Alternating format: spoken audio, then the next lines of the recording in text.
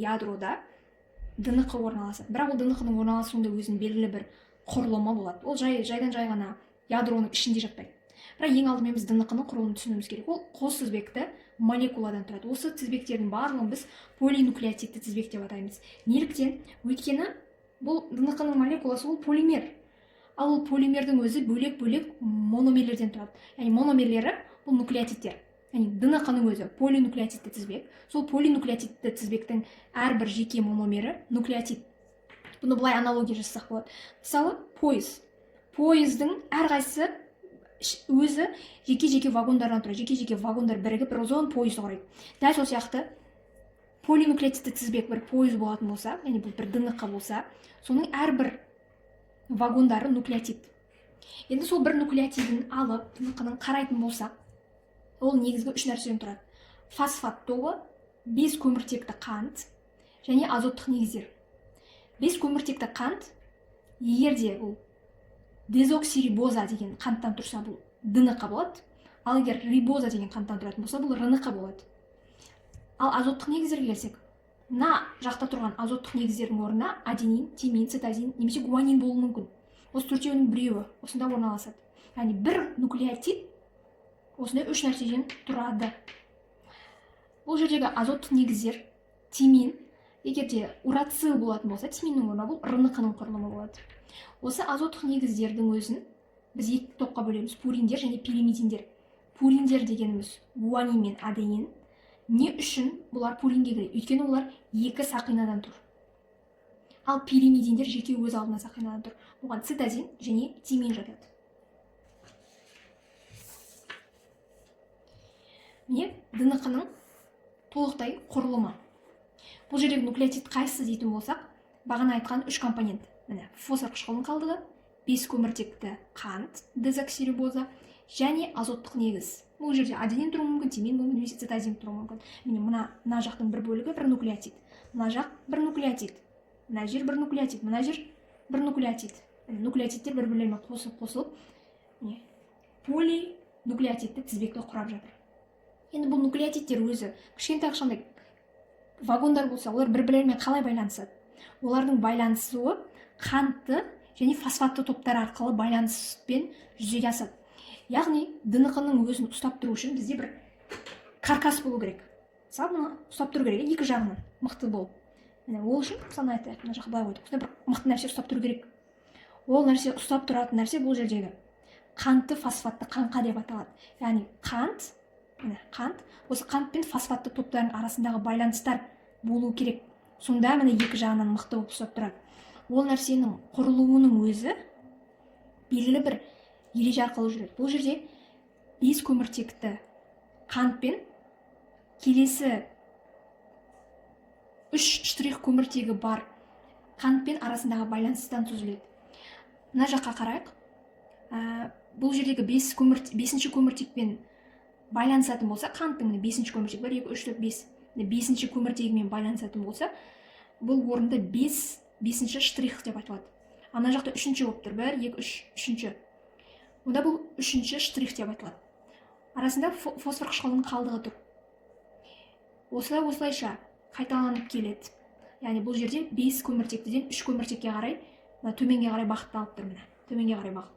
5-тен 3-ке дейін, 5-тен 3-ке дейін қайталанып жатыр. Бұл бірінші тізбек. Бірінші жанындағы қаңқасы. Екінші жанындағы қаңқасын алатын болсақ, бұл жерден керісінше 3 көміртектіден 5 көміртектіге. Мысалы, мына жақтан байқасақ болады, мына астыңғы жағы мына. Мына астыңғы жағы қанттың. Енді мына жақтағы астыңғы жағын қарайық. Мына жаққа қарай оттекті бөлік мына жақта тұр, мына жақта үстінде тұр. Үстінде тұр, мына жақта астында тұр. Яғни 5-тен 3-ке қарай және 3-тен 5-ке қарай. Осы екеуінің мықты қаңқасы арқасында қос тізбек бір-бірімен бірге түзіліп жатыр. Бұл ережені біз антипараллельділік деп атаймыз. Демек, ДНК антипараллельді молекула. Бір басы былай қарай, екінші басы былай қарай. ДНК молекуласын ұстап тұру үшін бізге тек қана екі жағында тұратын қаңқа ғана керек емес, әрі олардың арасындағы азоттық негіздердің байланысы болу керек. Екеуінің арасындағы байланыс болмаса, ол нәрсе бөлек болып үзіліп кететін еді. Енді осы азоттық негіздер қалай байланысады, не арқылы? ол сутектік байланыстар арқылы байланысады. Бұл сутектік байланыстың екі түрі болады. Екі сутектік байланыс және үш сутектік байланыс. Мысалы, аденин мен тиминнің арасында екі сутектік байланыс болады. Цитозин мен гуаниннің арасында үш сутектік байланыс.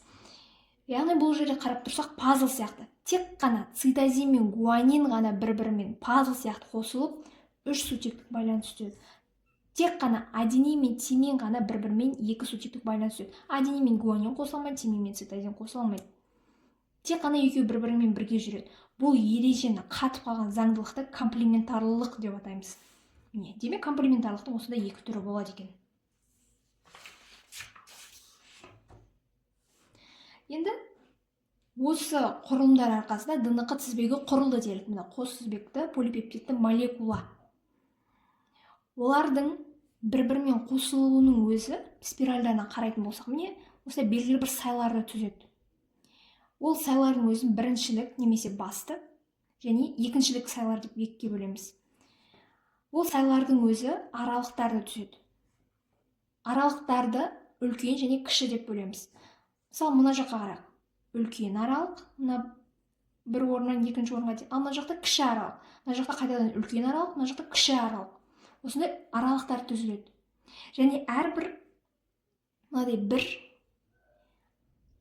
екі тізбек бір-бірімен бұла хиазма түзген, яғни қиылысу түзгенге дейін, қиылыс түзгенге дейін әрқайсысының арасында 10 азоттық негіз болады.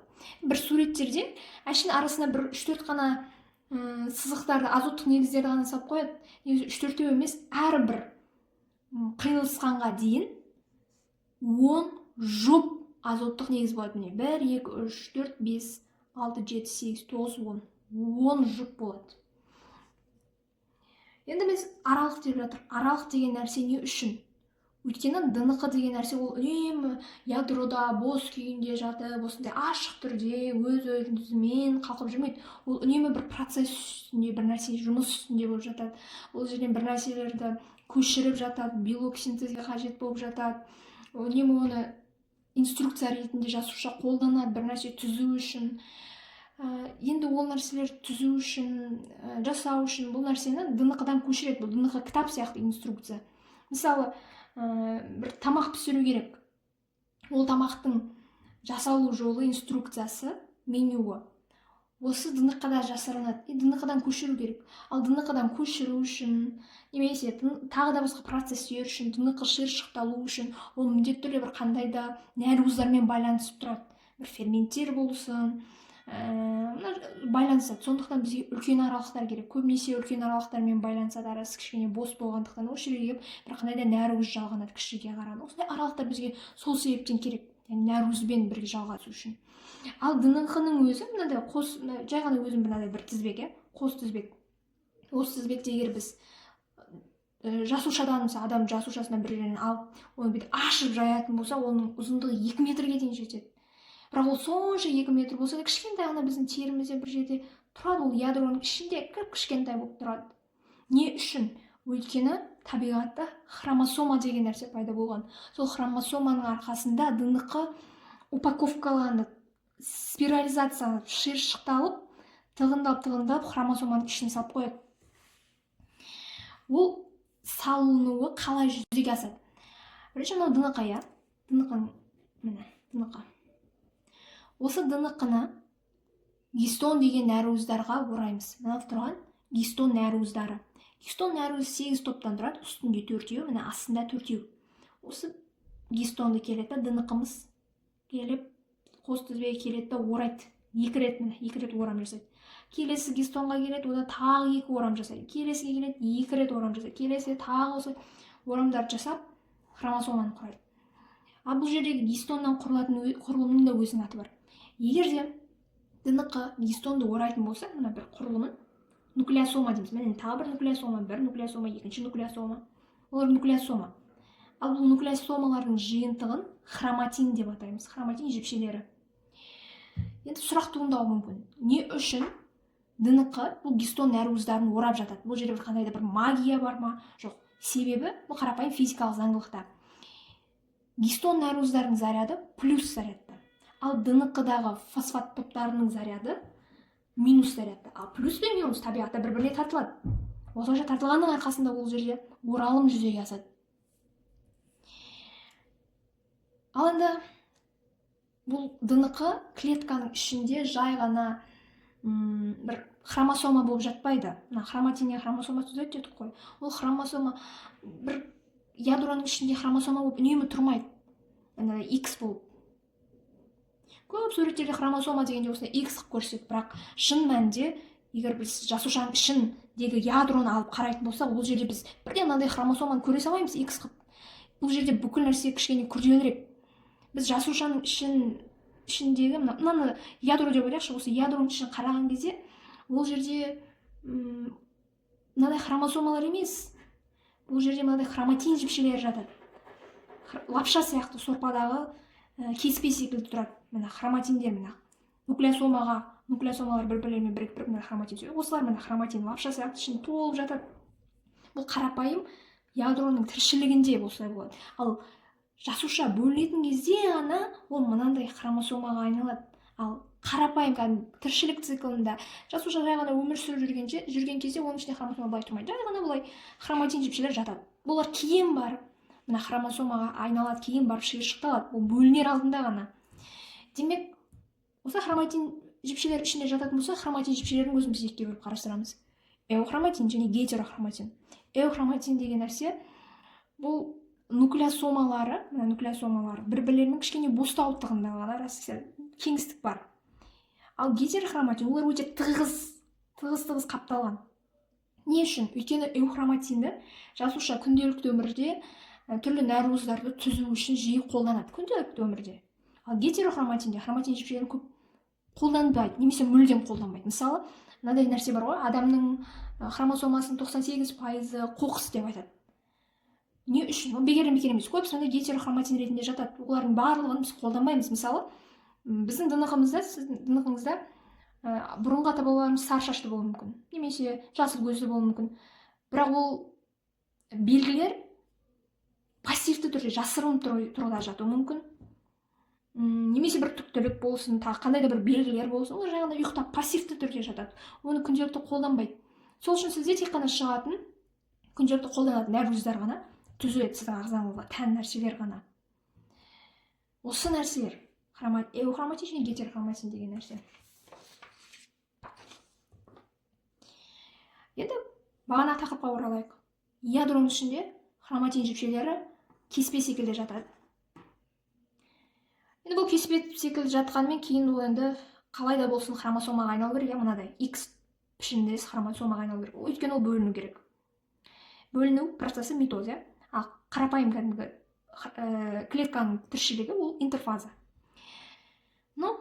Хроматин жіпшелері организацияланады, яғни ұйымдасып, шиыршықталып, бөлінер алып, мынадай бір хроматиданы түзеді.